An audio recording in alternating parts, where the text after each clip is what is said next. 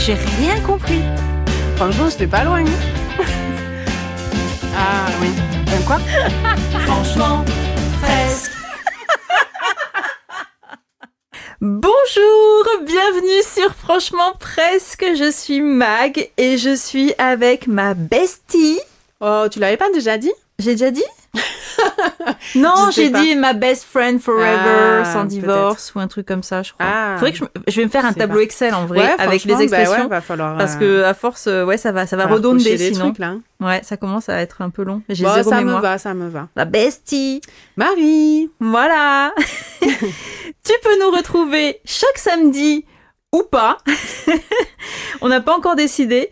Dans un nouvel épisode où on se raconte des histoires qu'on a vécues, qu'on nous a racontées ou qu'on a lues ou qu'on a vues sur une thématique qui change tous les mois. Et ce mois-ci, on est encore dans le thème de l'amour. On a débordé un petit peu en vrai parce qu'on a décalé un peu. Voilà, on a eu un petit loupé en février qui était le mois sur l'amour et les relations. Et donc là, on fait durer le plaisir, prolonger jusqu'en mars. Et donc cette fois, c'est encore Marie qui a les commandes. Et moi, je me contente juste de réagir. Je suis allée un petit peu sur Reddit. Voir un petit peu ce que je pouvais trouver. Ouais. Et en fait, j'ai trouvé des trucs qui étaient quand même vachement marrants. Ah. Et donc, par exemple, une nana qui dit que, en fait, lors d'un date, elle parlait avec le mec et tout, machin, et elle l'a coupé à un moment dans la conversation. Et donc, le gars lui a dit « Ah là là, tu viens de faire ressortir une de mes bêtes noires. » Alors, je pense que ça doit être mal traduit, mais... Je sais pas ce que... Bon, voilà. Enfin, bref, on comprend que c'est un truc qui le tracassait, quoi. Et donc, du coup, il lui a suggéré qu'elle lève le doigt pour prendre la parole. Donc, alors, moi, personnellement... Et donc, en plus, la meuf, elle dit... Je rigole quand il me propose ça, parce que je pense que, tu vois, c'est du second degré et tout. Ouais. Alors qu'en fait, pas du tout. Et le gars, il était hyper sérieux, tu vois. Voilà. Donc déjà, moi, je me lève, je prends ma veste. Hein. Allez, putain. Merci, bonne soirée. Bonne continuation, à plus. Oh, non, mais levez le doigt. Ah, ok. Je comprends. J'imagine trop en Non, date. mais t'imagines? Bon, après, ça se fait pas de couper la parole. Non, mais je suis d'accord. Mais tu demandes pas à quelqu'un de lever le doigt pour pouvoir t'adresser la parole? Moi, des fois, je coupe la parole. Parce que c'est, tu vois, il y a un truc qui qui surgit dans mon esprit et que j'ai peur de l'oublier. Et du coup, des fois, oui, mais tu vois, je m'excuse après, tu sais, je dis pardon, je t'ai coupé la parole, machin, et tu vois, et j'ai conscience de ça, tu vois. Tu peux avoir une spontanéité et tout, mais par contre, tu peux pas demander à la personne de lever le doigt. Enfin, mais déjà, oui, rien que genre, ça, t'imagines, premier rendez-vous. Ah ouais, gênant. Non, merci. Non, effectivement, ouais. Bichette. Ah, le truc de fou. Et ouais. Mais en vrai, tu sais, des fois, je le fais, moi. De lever la main, ouais. Par exemple, quand on est dans un groupe ou un truc comme ça et que tout le monde a tendance un peu à donner, tu vois, son avis, qu'il n'y a pas trop de trucs. De la main, genre, machin, tu fais... Enfin, puis bon, t'es dans un groupe, c'est pas pareil. Ouais, et puis t'es pas moi, la dernière fois, j'étais en réunion réunion avec des gens à distance et tout. Enfin, tu vois, il y avait la vidéo et tout, et ça partait dans tous les sens, machin. Et pareil, en fait, à un moment, j'ai levé la main parce que c'était histoire de dire, bon... On va juste, tout le monde parle en même temps, voilà, personne s'écoute. C'est un peu compliqué, là, ça, voilà. Oui. Mais par contre, t'imagines faire ça avec ton mec? C'est quand même très... C'est horrible, oui. Donc, oui, non, moi, là, je me lève et je m'en vais. Ouais, on se lève, on se casse. Ah oui, tout à fait. Et donc, là, par exemple, tu vois, il y a une nana qui dit moi, j'ai été flattée quand mon ex était gentil avec moi. Alors que il était un gros connard avec tout le monde. Ouais. Et ça, effectivement, c'est terrible. Hein, mais en fait, effectivement, tu te sens flatté et tu te sens, tu vois, valorisé et tout. Alors que non, c'est juste une question de temps. Ça va t'arriver aussi, tu vois. Et en fait, ça, c'est revenu beaucoup de tout ce que j'ai vu. En fait, c'était... moi je suis hyper attentive ou attentif à la personne, à la façon dont il ou elle s'adresse au serveur, au machin, au truc, aux gens qu'il y a autour de nous et tout. Moi, ça m'insupporterait une personne. Parce qu'en fait, il disait, et c'est vrai, hein. Ouais. Et ça, ce truc-là de se sentir flatté, je comprends, mais à 100%. Mais ouais, on est comme tout parce comme que ça. Tu te crois un peu en dehors du truc et tout, sauf qu'en fait, non, c'est juste que le gars ou la meuf, ce n'est qu'une question de temps, ça va t'arriver à toi aussi à la première occasion. Et en fait, c'est un gros connard juste, quoi. Une grosse connasse. C'est vrai. C'est vrai. Et aussi, je sais pas si ça fait partie de ta liste aussi après, mais les mecs qui dénigrent toutes leurs ex, tu vois, genre... ça c'est venu aussi.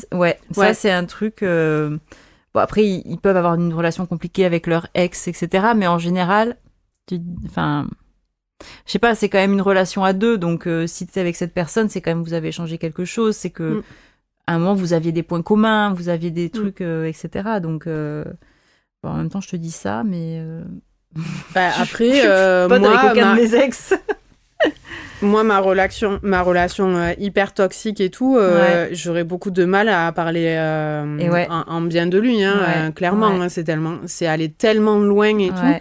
Que très honnêtement mais tu vois, il y avait beaucoup de ça en fait, et il y avait du chantage. Alors du coup, ce qui est revenu alors ça c'est plus des red flags au niveau de la relation, tu vois, c'est le chantage affectif, le chantage au suicide.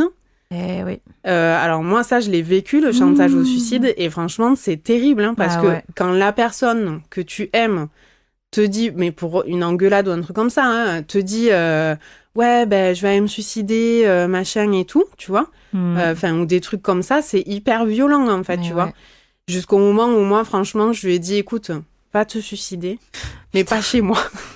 C'est tout, voilà. Et bon, on était en train de... C'était vraiment les derniers temps et tout, tu vois. Et franchement, il était encore en vie, donc clairement, tu vois. Mais vraiment... c'était, tu vois, moi, c'était ma façon de me blinder, en fait, tu vois, où j'étais là, mais plus rien ne m'atteint, en fait, tu vois. Là, t'es allé tellement loin que, vas-y, tu veux crever, mais va crever, en fait, j'en ai plus rien à foutre, tu vois. Et ça, c'est vrai que chantage au suicide, putain, c'est terrible, ça n'a rien à faire dans une histoire d'amour. Non. C'est vrai. Donc, on prend ses responsabilités, on va avoir des psys, mais on ne fait pas de chantage au suicide à sa chérie ou son chéri. Et oui, l'autre personne n'est pas responsable de son propre mal-être. Exactement. Et ouais. Ça, il y a eu le fait d'être possessif et jaloux. Donc ça, méga red flag. Hein. Moi, c'était la même personne, vraiment que de qualité. Ah là là, dis donc. Qui était bien caché, hein, coquinou quand même. Hein. Mais ça, c'était terrible. Hein. Terrible quand tu peux pas adresser la parole à des gens du sexe opposé. Mais je te jure, pour un tout, un rien, hein, c'était... on allait commander un sandwich, machin. Je disais que je voulais une boisson ou je sais pas quoi. Je m'adressais directement au mec, hein, et c'était pour lui un affront, tu vois, terrible, quoi. Donc ça, possessivité, jalousie extrême, machin, ça c'est pareil. Ça dégage, hein, que ce soit clair. Hein. Et Non, ça c'est pareil. Hein, c'est quelque chose qu'il faut régler soi. Hein. Moi, j'ai été jalouse à un moment. Ah, tu as été le red flag. Ah ouais, franchement, ouais. Hein. Franchement, ouais. Je crois qu'on est un peu tous en même temps. En même temps, j'avais conscience que le problème venait de moi, parce que j'avais pas toujours été jalouse. C'était après quelques histoires où j'ai été trompée, où on s'est foutu de ma gueule, mais tu sais, en me disant, mais non, mais qu'est-ce que t'imagines, mais t'es folle de penser à des trucs pareils, etc. Pour me rendre compte a posteriori qu'en fait, pas du tout, j'avais eu raison sur toute la ligne. Mais du coup, tu sais, ça te fait douter de toi. Et ça te fait douter de l'autre aussi. Et du coup, tu sais plus si t'interprètes des signaux réels ou si t'es en train de tout mettre dans ta tête. Enfin bref, c'était horrible. Et en gros, jusqu'à ce que je me dise, non mais en fait, c'est pas une vie, ça. C'est ce que tu t'imposes, ce que tu te fais vivre et ce que t'imposes à l'autre. C'est pas viable, c'est que de la souffrance. S'il doit se passer quelque chose, il se passera quelque chose. Et puis, de toute façon, c'est pas ton attitude qui fera que l'autre ira pas voir ailleurs s'il a envie d'aller voir ailleurs. Donc, à partir de là, où tu acceptes de faire confiance et tu lâches prise et et advienne que pourra.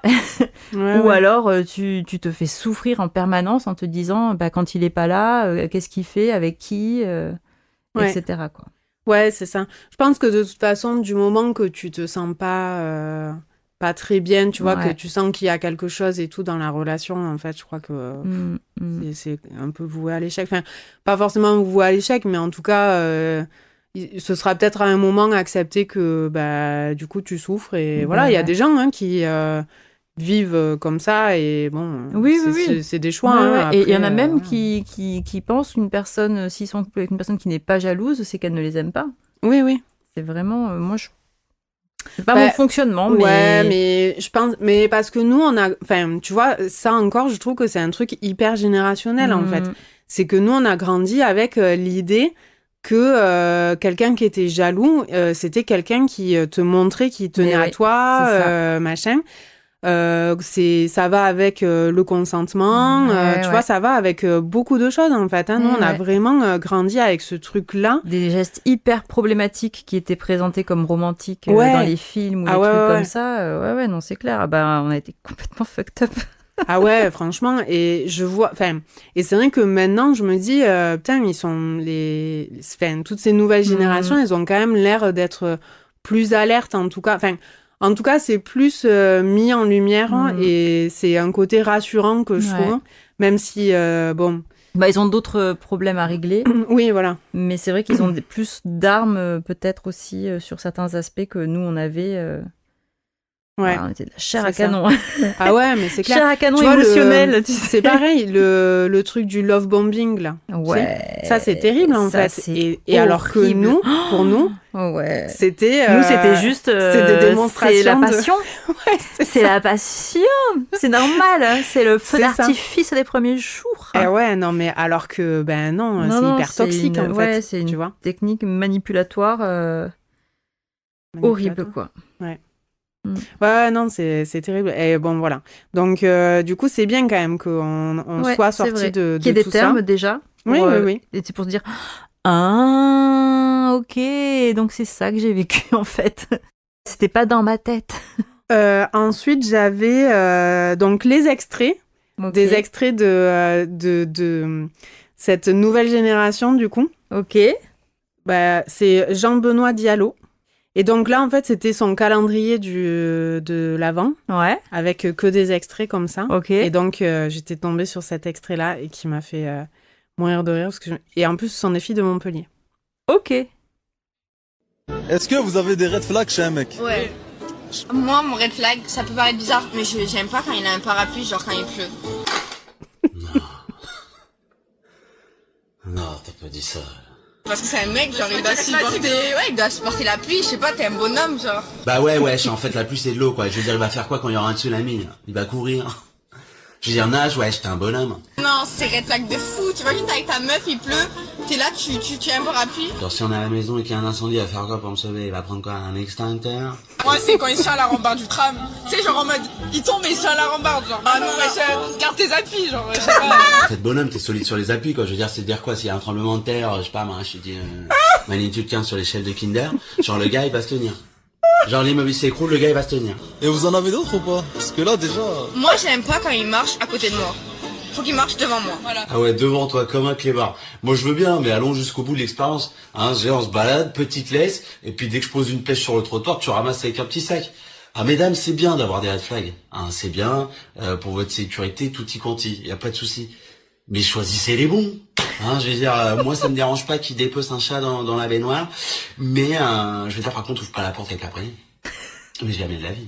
Mais tous les avec la poignée, c'est red flag. Bah non, je veux dire, t'es bonhomme, c'est coup de tête dans la porte, coup de tête dans la porte. Voilà.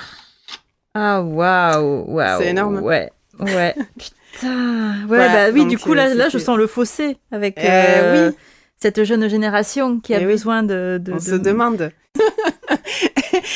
C'est ça. Voilà. Ce sont ceux qui fument et qui picolent dont on parlait tout à l'heure. C'est ça.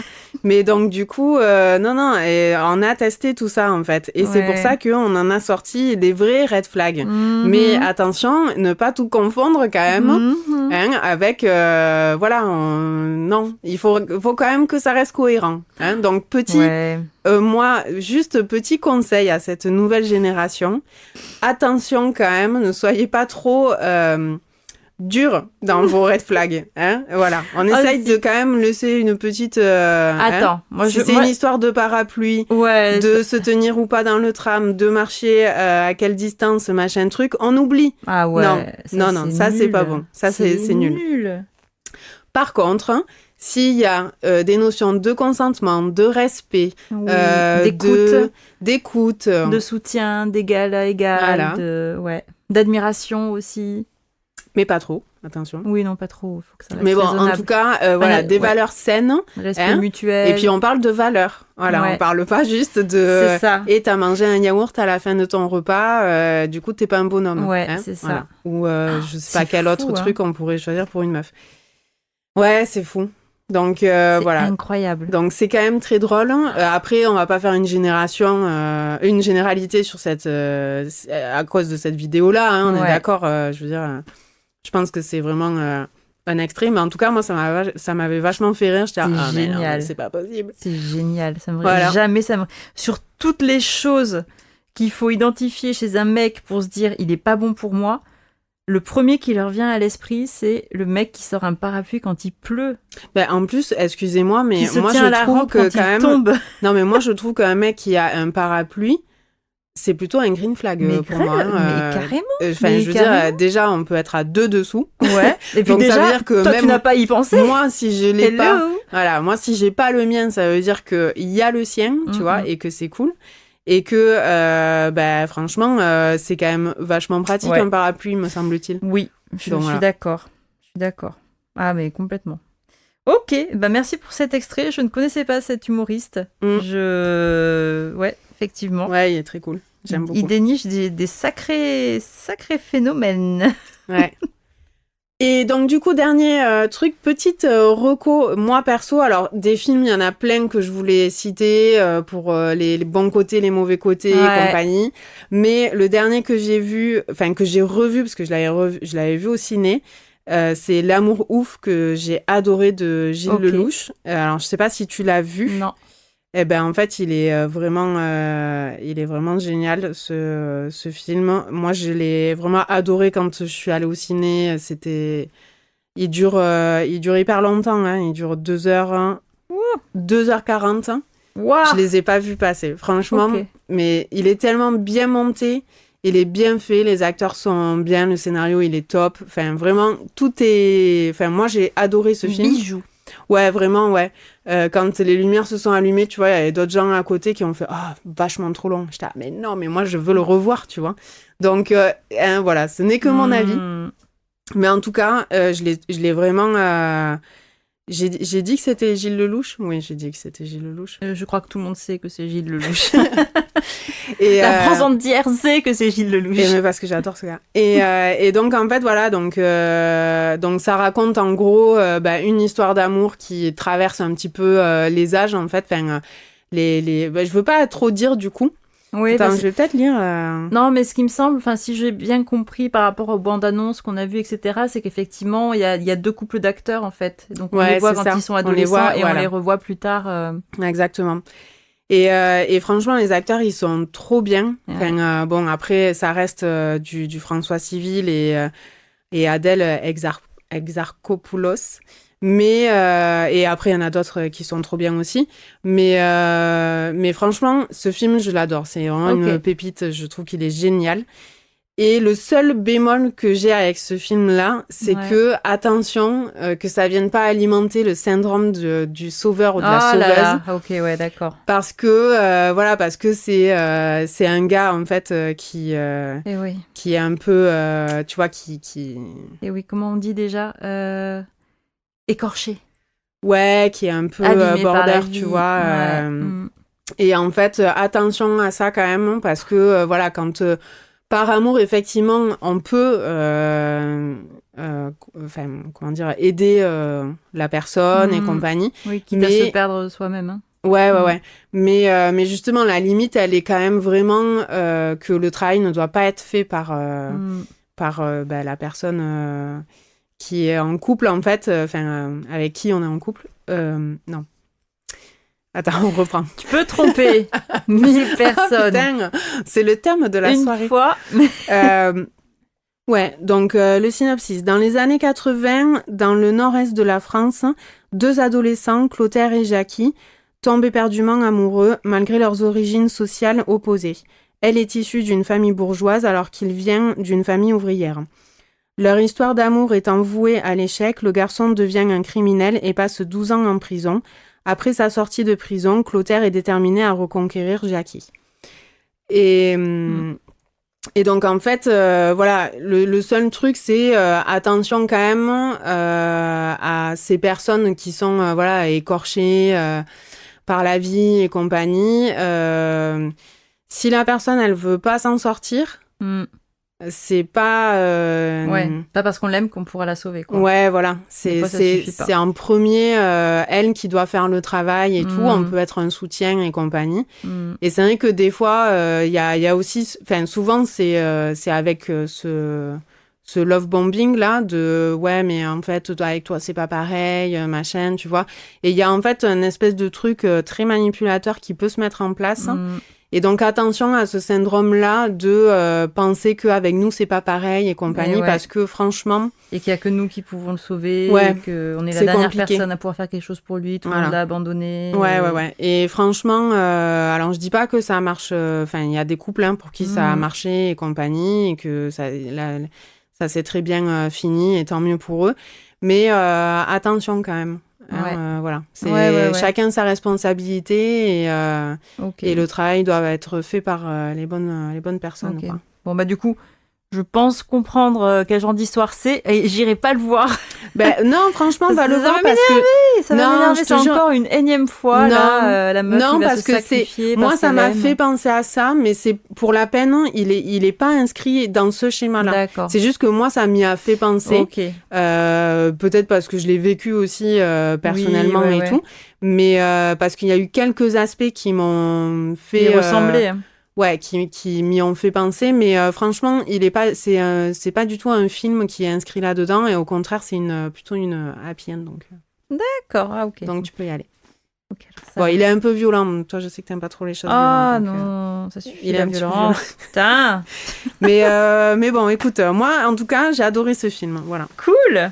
Très bien. Donc l'amour ouf. De Gilles Lelouch. De Gilles Lelouch, tout à fait. Ok. Bon, merci Marie pour toutes ces recos. Ces réalisations.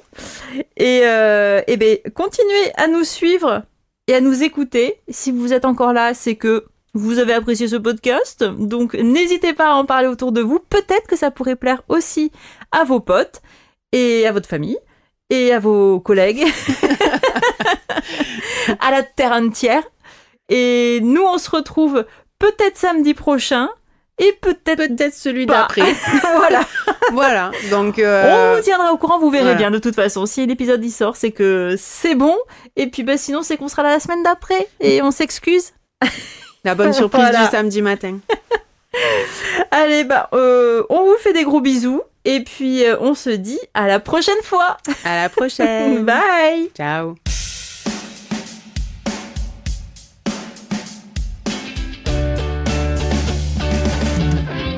Presque.